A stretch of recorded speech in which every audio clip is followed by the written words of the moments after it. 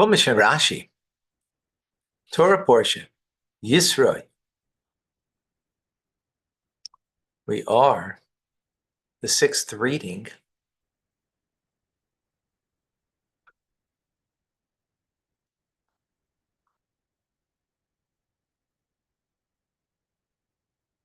Ten Commandments today. Let's get right into it. L'chaim, l'chaim v'bracha.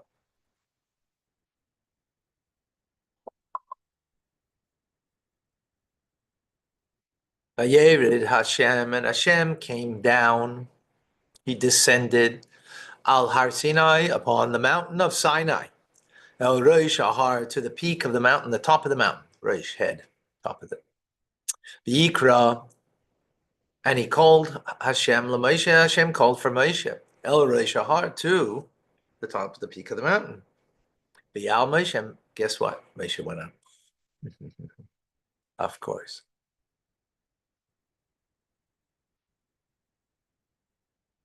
Okay. Rashi on the first verse.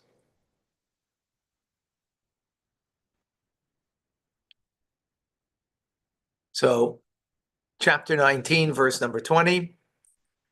God comes down on the mountain, calls to Moshe to come up the mountain.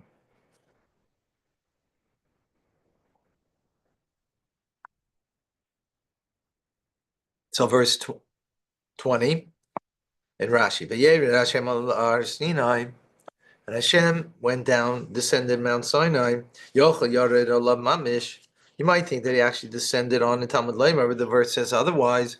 That God spoke from the heavens, right? Yet the Torah does say over here he descended on the mountain. This is to tell us, other that he was in the heavens. This is to teach us that he bent the upper and lower heavens, and spread them over the mountain. Kimata al hamita, kimata al hamita, like a sheet on a bed. So he brought down heaven and earth, right? Of course, this is yes. Wait, on the screen, it's just coming up. Fathom impromptu Zoom meeting. Oh yeah. Oh, yeah, you. It's not coming up. Yeah, I hear you. Thank you. Okay. Let me. Okay, I don't know why. I don't fathom that, but but now it's good. Thank you. Thank you. Thank you, Liba. You'll let people in, please. So we continue. So it's a metaphor that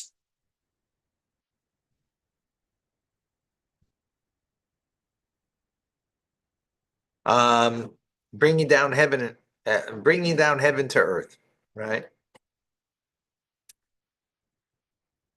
So he brought down like a sheet covers a bed. So here, heaven's covering the mountain. And the throne of glory descended upon them.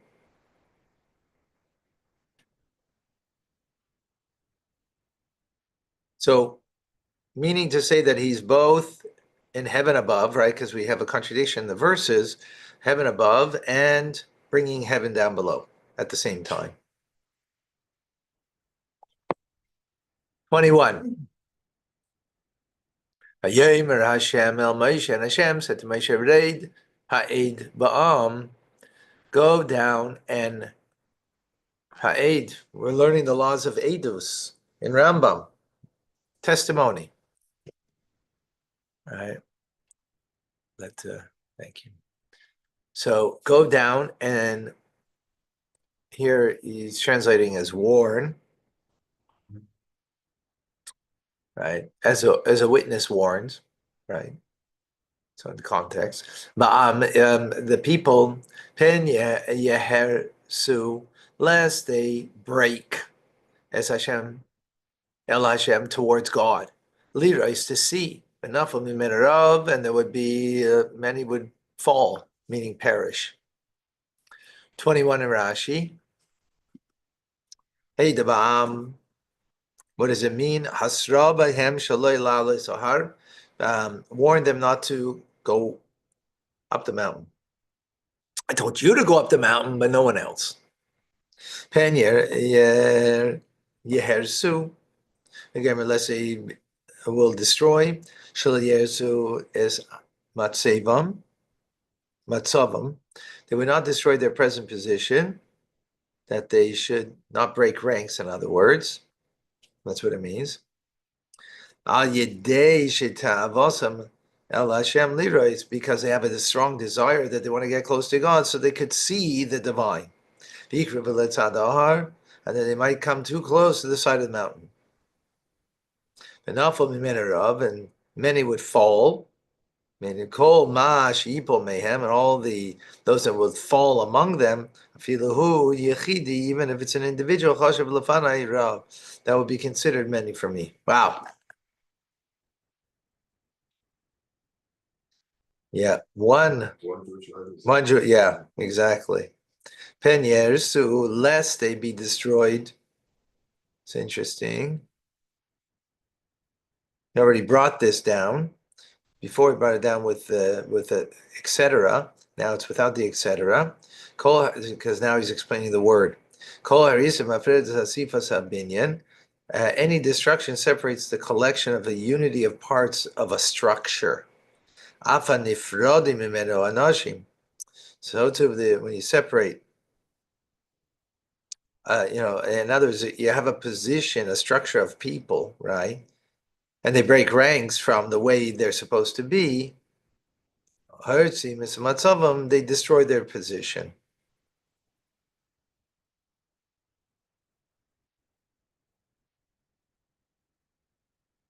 So in other words, usually destruction means you're destroying something. Here means you're destroying your position, meaning you're breaking ranks. That's how he's explaining it here. Vigam, verse 22, HaKohanim, the priest, Hanigoshim, that come near El Hashem to God, Yiskadshu, also have to be sanctified, meaning to ready themselves in the context over here.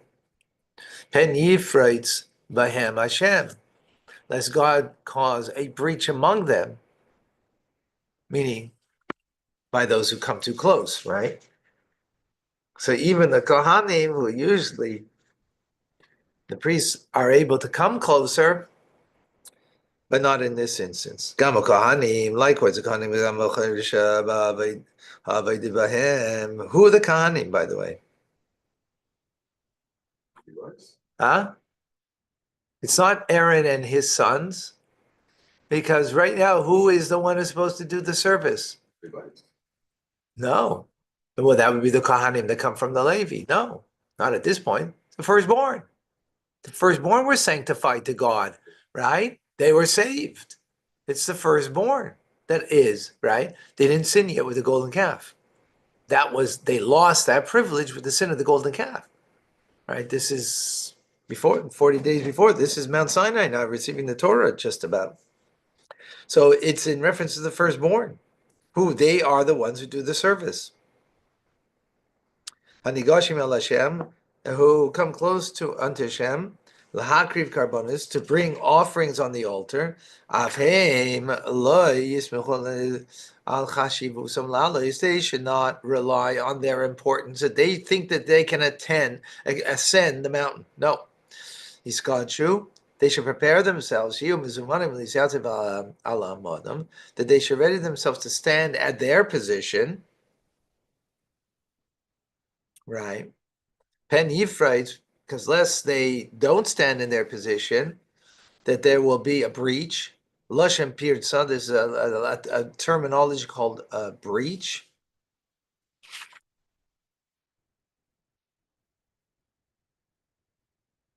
Yeah, in the previous verse, we had the word Yeheresu.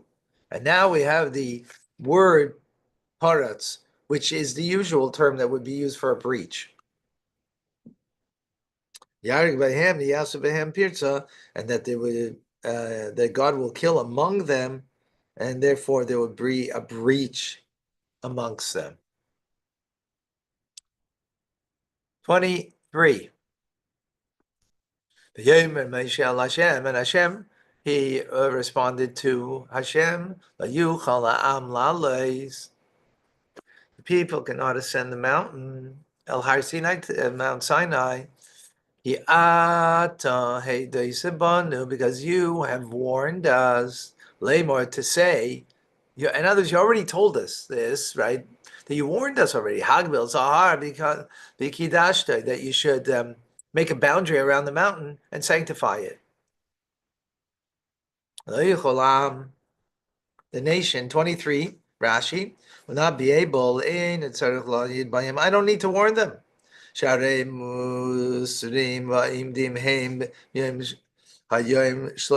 Because today they have been warned for a 3-day period. Is not able to go up because they don't have permission to do so. Interesting that he responds this way, right?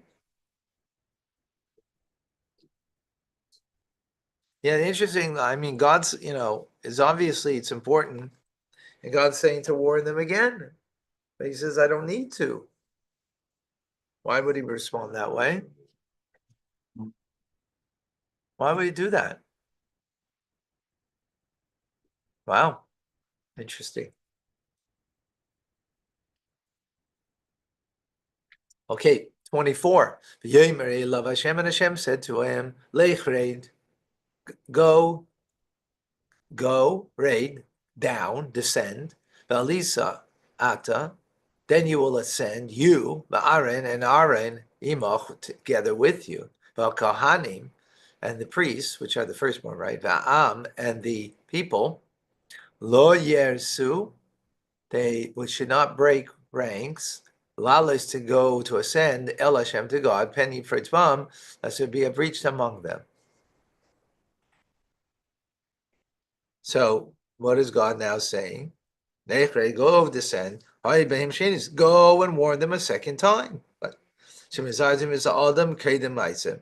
So he explains why so.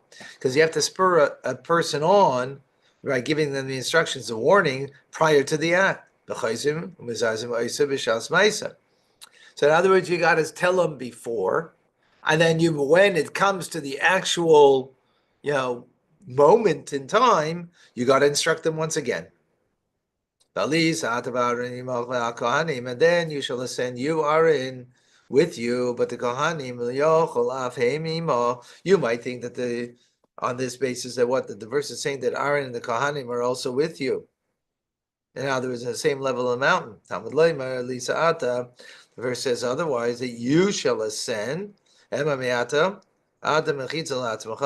This is God is now telling Moshe that you are in an area all by yourself. Right? That's what it means, Ata, you by yourself. Aaron will be in an area for himself. And so what does it mean that he's with you? He's closer to you than others, but he's not with you. Right? The Kohanim, and the Kohanim, they're an area also to themselves, distinguishing them also from the rest. So it comes out that Moshe comes closer to the divine presence in Aaron. But Aaron Kohanim, Aaron more than the Kohanim. Ba'am called Iker La Matzavam, but the people they shouldn't destroy their position. La Hashem to ascend to God. Wow. How did it work then? Okay, we have to see. It's off for now. Okay. Pen you first of all. Last Rashi in 24. Unless there will be a breach. Even though the word is vowelized with a chativ comments, unlike it was in verse 22, 2 verses ago, that it was yifrates with a chelam. Also, it doesn't remove itself from its construction. And it's vowelized with kishuhu ba'a b'maka. No good. Comments. Okay. 25. And Moshe went down to the people. And he said to them, Yisro zu, this warning. Okay, coming to the 10 Commandments now. We're in chapter 20, verse 1. And Hashem, Elohim spoke these words, Lamor, saying, Rashi. Now this is God speaking to who? The entire people, 2.5 million people. Speaking to all of them. First 2 commandments. Well, we'll see Rashi. V'daber Elohim, and Hashem spoke, Ein Elohim Eladayin. The name Elohim means a judge. Why is the term being used here when God is revealing himself to the people with the commandments? Right. Similarly, it says, Elohim lo yisekalel, don't curse Elohim. The Targum Dayana, and Onkelos renders it as judge. The Fishiyesh Parshas B'Torah, because there are passages in the Torah that contain commandments, Sheim Asam Adam Mekabel Schar, for which when one receives reward for the performance of those mitzvahs, the commandments, but if he does not, he doesn't receive a punishment because he didn't do them. For example, shluach hakan, sending away the mother bird before taking the eggs or the chicks. You don't have to exert yourself to search for a mother bird with her offspring. So you might think the 10 Commandments are also this way, right? That, there's no judgment, no punishment. That's why it says the name Elohim, denoting judgment, because God will exact punishment if you fail to keep the 10 Commandments. Okay. All of these things, all of these words. What does this tell us? What do you mean, all of these words he said? How do you say all of these words? So Rashi says that he said the 10 Commandments in one utterance. Which is not possible for a human being to do such a thing, to say all these things in one word. So if that's the case, then why does it continue to say and all of the the details of what he said? If he said it all in one utterance, right? That I'm the Lord your God, and there should be no other gods. Because he went back and specified each and every statement of the 10 Commandments individually.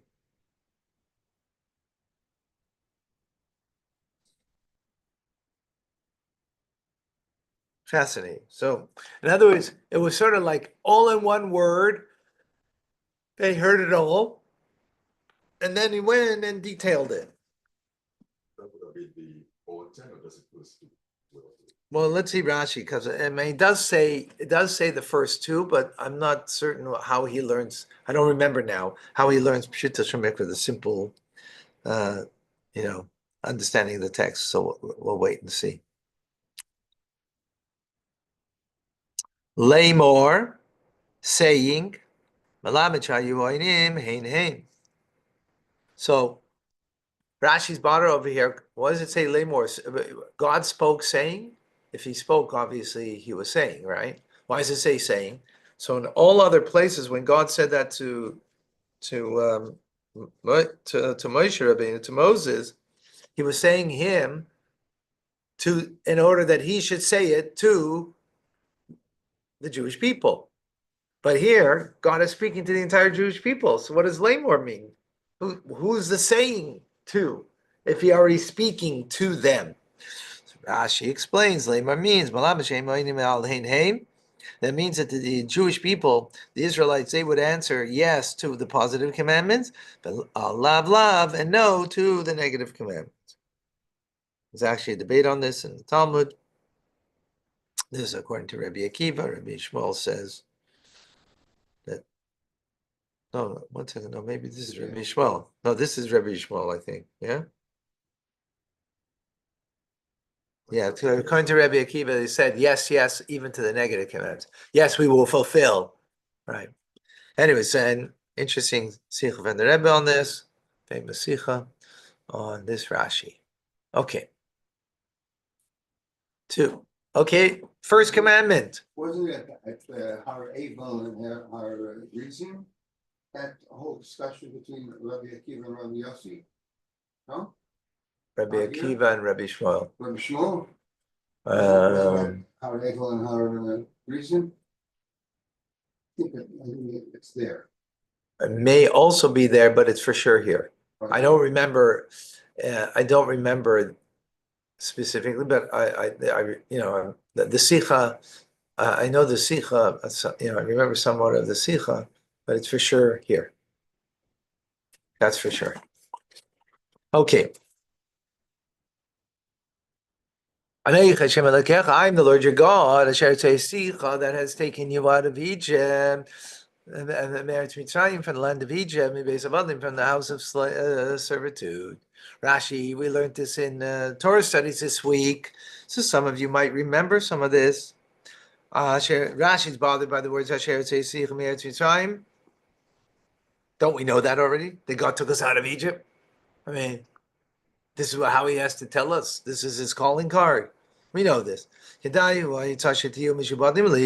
So it's taking you out of Egypt is sufficient reason that you should be subjugate yourself to me. Right? Not only that I'm the Lord your God, and therefore you have to commit to the king, but you have to be mishubed, completely subjugated to me, is what Rashi is coming here to say. Right? But then it comes the word asher is not asher means that. So that means to explain that I'm the Lord your God, right? Which sounds like it's a calling card then. Rashi doesn't give that as an explanation, the first one. But then because it says asher, so now he gives a second explanation, alternatively, al davar acher. The God is identifying himself through the Exodus. Why? Because he revealed himself by parting the sea as a mighty warrior. And here he reveals himself like an old man full of mercy. As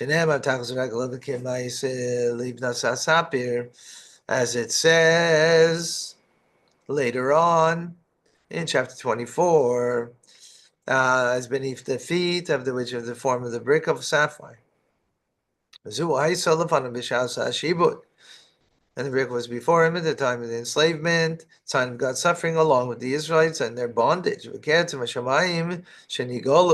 Something like the image of the heavens, that they were being redeemed. Since I'm changing my appearance from a warrior to a compassionate elder, I'll tell you, don't think that they are two different divine powers, right? Like the Egyptians. I'm the same one who took you out of Egypt by the splitting of the sea. That's the first explanation. Second explanation, third explanation rather, that was second. Alternatively, what does it mean? Because the Israelites, they heard many sounds at the time of revelation of Mount Sinai. It says the sounds, the sounds came from 4 directions. And also from heaven and from earth.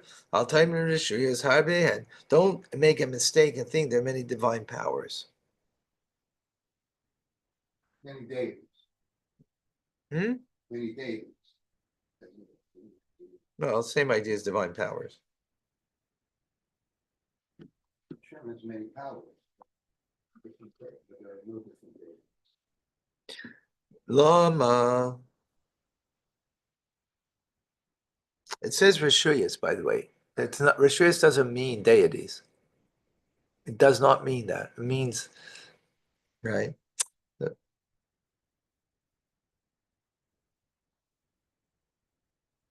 Divisions of power. That's what it means. Different divisions of power. Don't think that. Now Rashi is explaining, why did God command when he said, I'm the Lord your God, in singular second person, rather than in plural second person, which would be Elokechem? This is in order to give an opening to Moshe, in order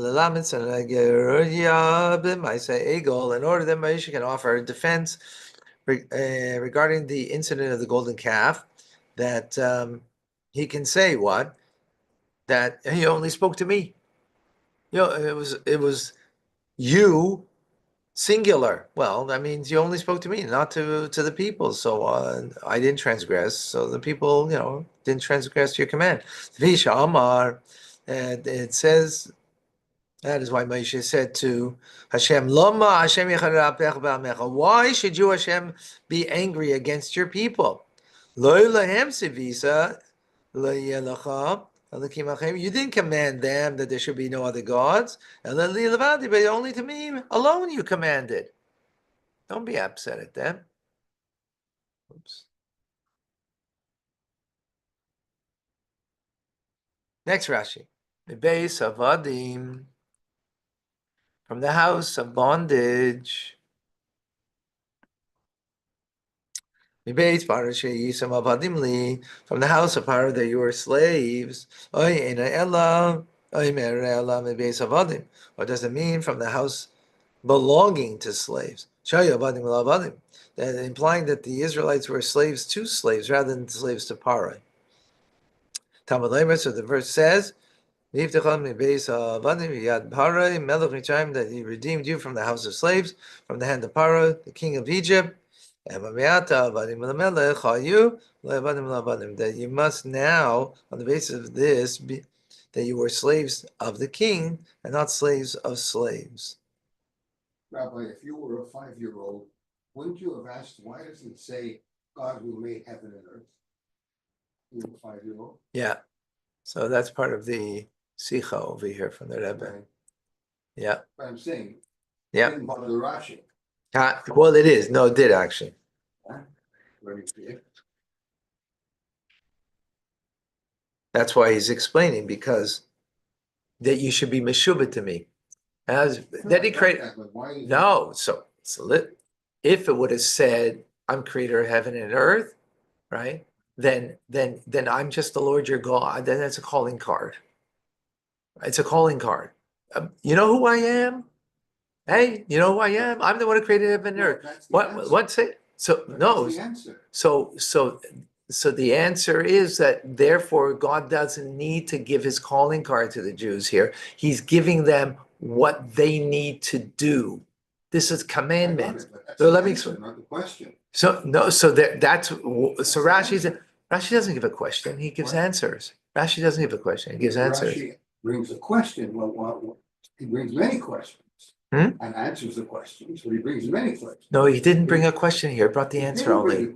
So that answers that question. I understood the answer. Okay. I get the answer. No. Why did Rashi not ask? Because Rashi never does use Pesach. You're missing the point here. Rashi seldom asks the question. He always gives the answer to the question without asking the question.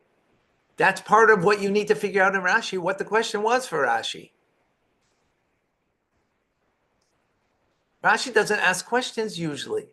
Sometimes he does, and therefore we have to understand. But seldom does he ask the question. He just gives his explanation. Why is he giving an explanation? Because he has a question. Look at the next Rashi in 3, and you're going to ask the question right away. Number 3 right away with the question. Okay. Anyway, all right. I said what I said, and I'm continuing because we don't have time, because we got to finish over here, and I still stand by what I said, as the Rebbe says himself. Number 3. Lo yeh lacha. They should not be to you Elokim acherim, other gods. Al panai, on my face, is literally, as long as I exist, it translates over here. Well, let's see, we'll see Rashi then. Right, I gave you the precise translation. Lo yelecha should not be to you. Lama nemar. Why does it say? Lefi shenemar lai sasa lecha, because it says in the following verse. So perhaps here he's asking the question is because in the following verse it's there, so therefore that's why he's detailing the question. But in other times he doesn't detail the question. Most of the times he doesn't, because it's not necessarily. Anyways, I made that up. I don't know if that's true what I just said. Because in the following relation, I make for yourself a graven image. I only know from here that I should not make an idol. How do I know that if there's already a graven image, an idol, right, of God, of gods or deities that's already been made, how do I know that I shouldn't have such a thing? That's why it says it shouldn't be for you, right? In other words, forbidden for you to even keep such a deity, even though you didn't make it. Elokim acherim, other gods, she'enam elokos, that they're not Elohus, they're not divine. Ela acherim, asam elokim, Elohim aleihim, but others made them gods over themselves. And it's not possible to explain this, that other gods over here means Elohim acherim zulasi, gods other than myself. Shigenai kalapim maila, because this is an affront to God, to heaven. Nikrosim, to call them that they are gods alongside God. Wow. Right. Stay outside.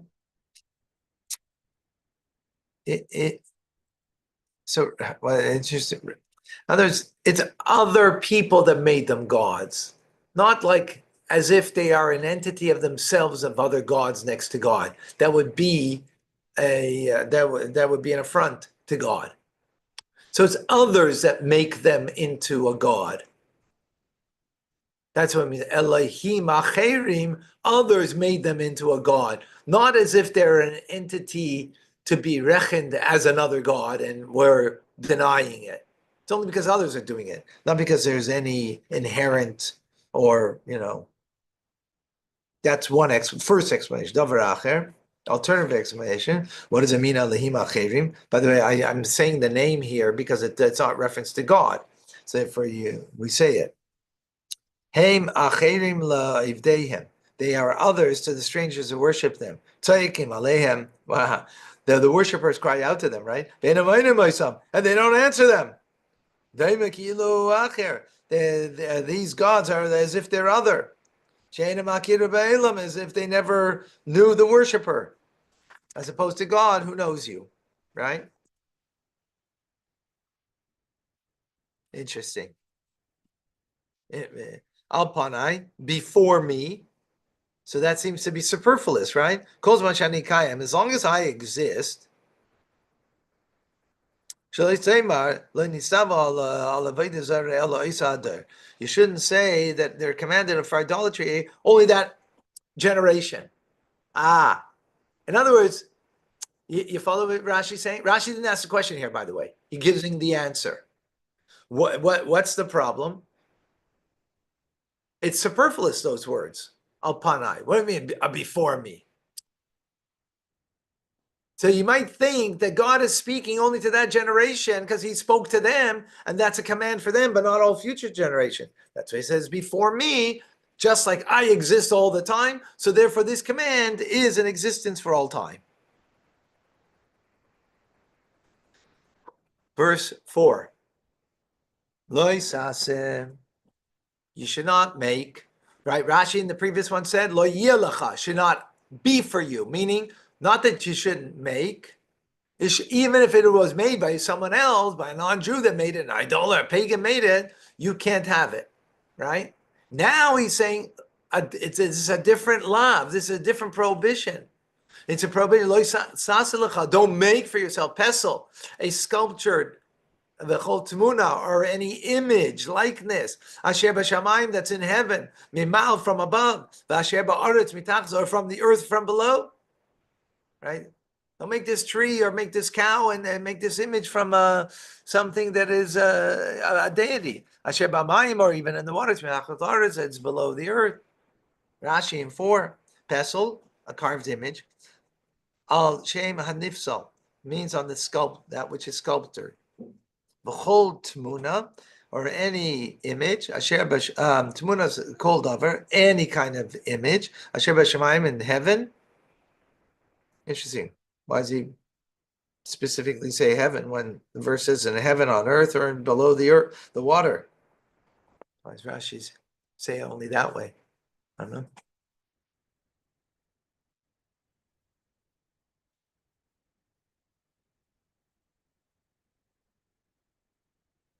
I mean, if he would have said etc., so then okay, but he doesn't. Like in others, specifically Rashi is bringing out heaven over here. Why? Follow my question? Why does it have to be a Rashi at all? What is Rashi adding to? Yeah.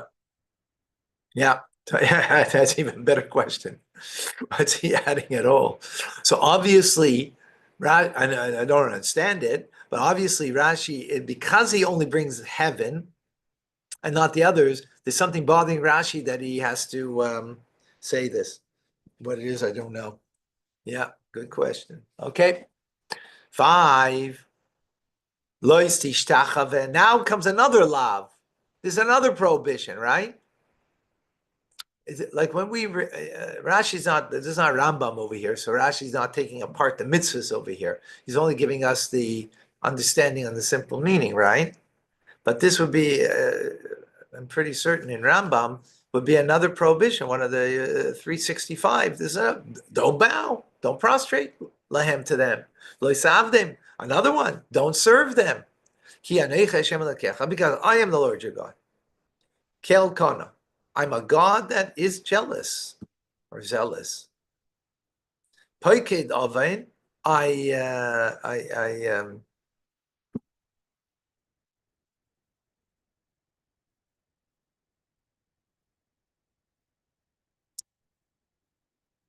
I remember sin, avais albanim, the sin of the fathers albanim on their children. Shileshim. For the third generation, Valri Be'im, to the fourth generation, L'Seinai, for those who hate me. Rashi, if you see the translation, it's completely different the way you say it in English and the way I translated it. Okay, I'm trying to help you with the Hebrew. So sometimes when I translate it, it doesn't sound right. Okay, Rashi, Kel Kana, a zealous God. Nikane lepara, I'm zealous to exact punishment. It doesn't bypass the attribute of strict judgment. To forgive the sin of idolatry. Kol lashin kana kine. All expression of kine in Old French is emprunement.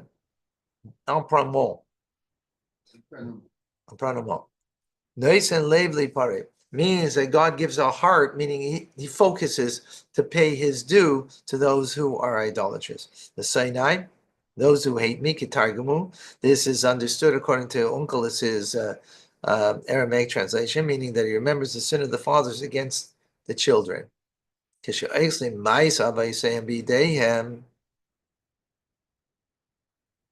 That when they hold the deed of their fathers in their hands, meaning they maintain their father's sinful behavior, he guards the kindnesses that a person does.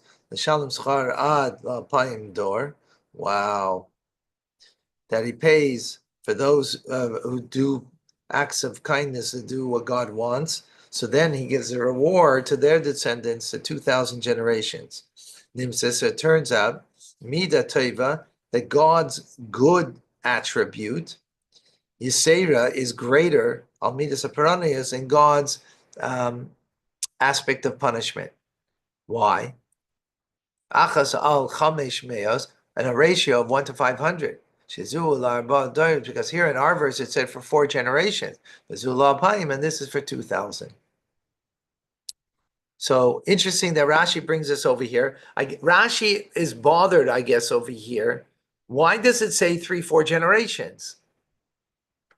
Why? So the Rashi, in other words, if you are idolatrous, so then that will be held against you for 3-4 generations, right?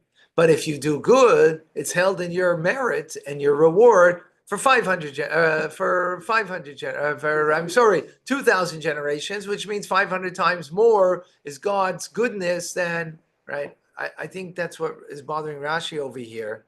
And that's why he brings this. Because why would he bring what it sells not here? Like, this is not a contradiction over here. Or a question over here? Not a contradiction, but a question over here. It's later on when he says 2,000. We haven't had that yet.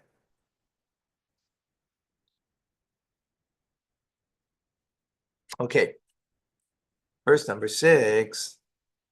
Oh, next verse. That's why Rashi. Okay. Next verse. But in contrast, I do kindness for 2,000 generations. So I take back everything I said, because in context, Rashi, seeing the next. Although, why doesn't he bring it in this verse rather than the previous one? Because the question will arise. The comparison arises now, not in the previous verse, right? So by contrast, God does kindness for 2,000 generations to those that love me, and those who observe my commandments. Rashi, I say chesed.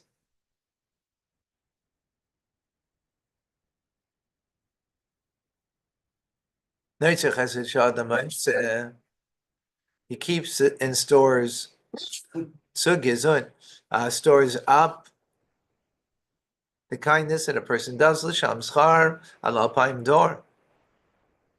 Okay, until 2,000 generations. Actually, in my chumash, it was separated differently than here. Right, nimtzis mida taiva. So it comes out, 20 years. So it comes out. What comes out? What? That the Mida Teva, the measure of God's goodness, Yisro Midas Paranias, is greater than his measure of punishment, Achaz Allah Chamish Meus, 1 to 500. Shizu Arba Deires, Vizu Alpaim. Because this is 4 generations where it came to punishment, and to that. So it's interesting. In the Chumash I'm reading from over here, it's separated differently. Okay. So that was the second commandment. Now we go to the third one. Do not sisa, bring up. In the context means to swear. The name of God, Hashem, your God, l'shav, in vain. Because he will not absolve Hashem. It's called Asher Yisa Shmoish l'shav. Anybody who brings up his name, meaning he swears in his name, l'shav, in vain. Rashi, the word l'shav is something new that we have over here. So Rashi says, l'shav, it means chinam, lehevel, for no reason. Right? Lehevel, like for foolishness, for worthlessness. Right? And what does it mean? An oath that's in vain. Nishba l'shana says yadua, to swear and thereby change that which is already known. For instance, al omad shel even he swears that this pillar of stone is gold. Right? So it's in vain. It's interesting he gives that example. I would not have given that example. But it's interesting he does that. Interesting. Sorry, Pesa, you wanted to say something? Now they changed the thing in court. that a person says you swear or affirm. Is that okay? Huh? It says you have to tell the truth, right? You go to court and you have to tell the truth. So you used to say, they said you swear to tell the truth. But you cannot swear. They say you affirm. You don't Right, swear. right, right. But now they change it so they don't have to have two things. Either you swear or affirm. Is that okay? It's the same thing? So you say, I affirm. Then it's not what they say, it's what you say. It's what you say. It's not what they say. Swear or affirm. Right. That's the answer, I affirm. Yeah. And that's what's not a problem. Right. Ches 8. Fourth mitzvah. Remember the Shabbos and sanctify it, keep it holy. Rashi. Zachor, remember. Zachor v'shamor. So Rashi says, later on in Deuteronomy, when it's repeated, there it says shamor. It says to guard the day. Here it says to remember the day. So Rashi says, that they were said simultaneously is one statement. Why he says this over here when we don't have the question here? Good question. Likewise, it says that those who desecrate Shabbos they were put to death. And on the Shabbos 2 lambs, meaning you're bringing sacrifices 2 lambs. Likewise, it also says by shatnez, the garment that's made from wool and linen. Also for tzitzits. Likewise, the nakedness of your brother's wife. Yavam the brother-in-law who performs a Levite marriage shall have relations with her. So this idea that God says 2 things simultaneously in a verse, the God spoke 1 and we heard 2. I don't get all these examples. Yeah, I don't You must either. not wear a mixture of wool and linen. Oh, and you must not make yourself twisted threads, and you heard it all as one expression. Yeah. You heard 2 things even though one was said. The same thing as Shomer V'Zach. Oh, yeah, right. Okay, that the nakedness of your brother, in other words, you don't have relations with your brother's wife. But then at the same time, you will have relations with her if he passed away and didn't leave children, the Avama, right? The Levite marriage. So those 2 things were said in one by God. We heard it as 2. Whoa. Boy, does this need understanding. Like, where does Rashi come? Like, again, why is this here? In Deuteronomy, in Parshas Veschanan, it's repeated. So that would make sense that Rashi should explain this, right? Because we know what happened previously. Why is he explaining it here? I don't know. Zachar, remember. So this word, Lashon Payal, is a Payal form, a verb form, meaning showing an ongoing activity, right, as a verb. Shasu is eating and drinking, going and crying. So likewise, the explanation is, the Isha always pay attention to remember Shabbos. Because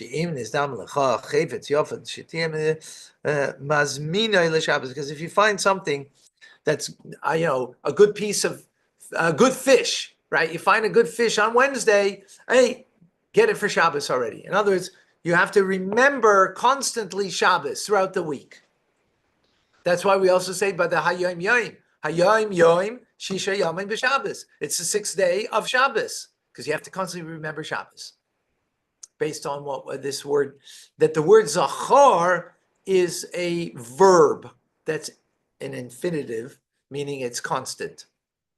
So you constantly have to remember Shabbos. So during the week, you find something nice to have. Oh, let me have it for Shabbos. 6 days you shall work. And you should do. You shall have labor.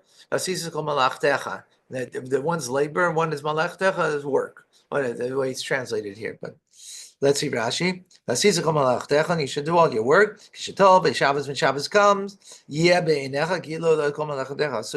as if all your work is done. You should not think about your work on Shabbos. In other words, not don't do work, right? Don't even think about work. It shouldn't occupy your thoughts. Yom HaShvi, on the seventh day.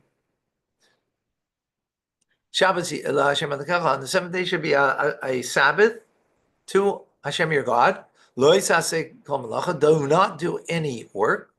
Malacha. Ato, you, Avicha, and your son, Avitecha, and your daughter, Avdecha, and your servant, Amasecha, and your maidservant, Amtecha, and your animal, the Gercha, Hashem Yisharecha. And the ger does not mean a convert.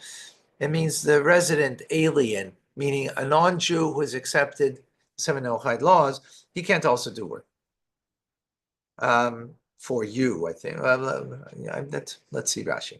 Okay. Your son and your daughter, this refers to minors. Or perhaps it means adult sons and daughters, right? So you can say that they are already enjoying that they have to observe Shabbos on their own right.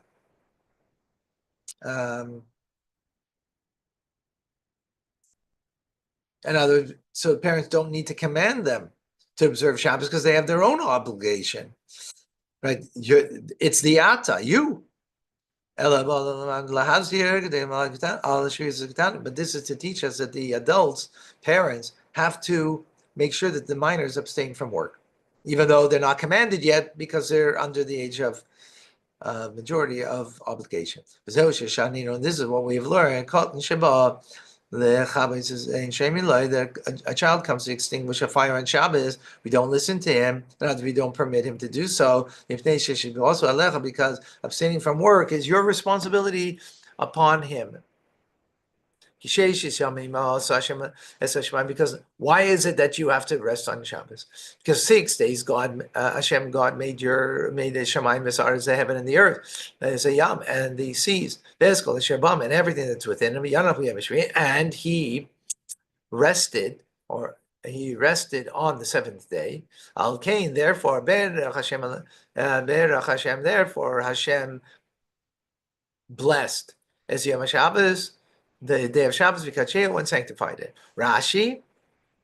So what does it mean that he rested on the seventh day? As it were, can you say by God that that? What do you mean he rested? He got tired and he needed to rest. So from this we learn a kal v'chomer, from one lesser to more, meaning a person who labors and toils in and exerts themselves. All the more so they need to rest on Shabbos. Why does it say bless and sanctify? He blessed it with manna, giving a double portion on the sixth day, right? Lechem Mishnah, which is a double bread, right? And he sanctified it with the respect that manna did not descend on that day, right? In other words, made it different than all other days. Honor your father, and your mother, Laman, in order your days will be lengthened, ala adama, on the earth, asher Hashem love that Hashem your God is giving to you. Rashi, that your days will be lengthened. If you will honor your father and mother, your days will be lengthened. Your days will be shortened.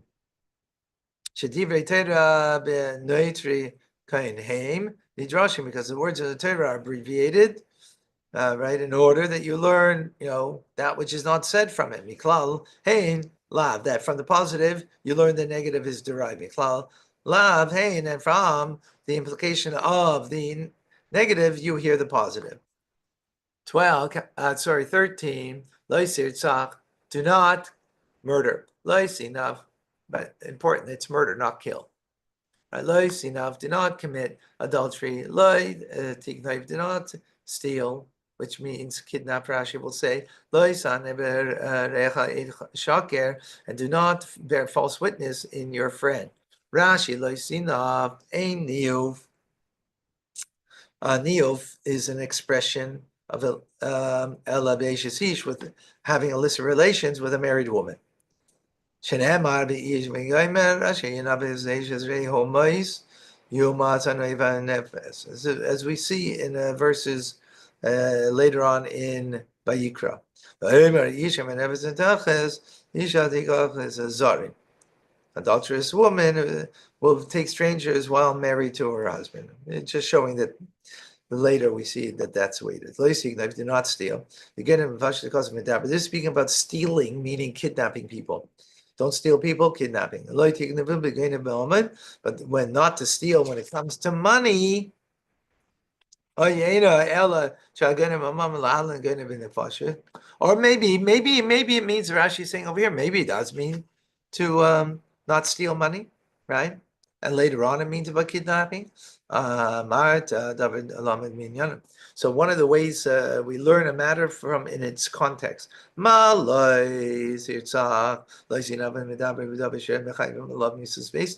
we speak about murder and adultery, these are things that a person could be liable, if the court imposed upon the person, a death penalty, right? So likewise, since it's in the same verse, in the same context, it means, because they're juxtaposed to each other, it means here when you're stealing, it means kidnapping, because in kidnapping, you could be liable the death penalty. Rashi, I would ask you, Rashi, in the same pasuk you say leisane v'reyacha eight sheker. So that's not punishable by death. Yeah, yes, it is. It is. Edim zaymimim. Witness? Edim zaymimim. Asher zama. Okay, so it can That's be. the only kind of false witness. Yeah, it could be. It's possible, in other words. So that, and Adim Zayim only in a case of worship, it could be Adim Zayim in a financial case also, right? Right. Yeah. Then you're not. Okay. So, but there is that aspect of it. But there is that aspect. You know what? It's a good question. It's a good question. You're saying because it's in the same pasuk, that's what you're saying. It means kidnapping and not stealing. Good. Because I don't know. Because since adultery is punishable by death, and so this is following that it must be kidnapping, which is punishable by death, because stealing is not punishable by death. Same right? The same pasuk says something else that is not punishable by death. Then body or not? So you mean he should have brought Adim Zayim? Maybe that's a good question. Okay, good question. Yeah, good question. Pesach. I'm sorry. It's an excellent question. It's an excellent question. It's an excellent question. We have to look it up. But it's already 9:30, so I have to. Okay, last pasuk. Lo yisachmeid beis reyacha. Do not desire your friend's house. Lo yisachmeid eishes reyacha. Do not desire your friend's wife. Avdei, or his servant, Ba'amasai, or his maidservant, B'sherer, or his ox, B'chameira, or his donkey, B'chol HaSherecha, and anything that belongs to him.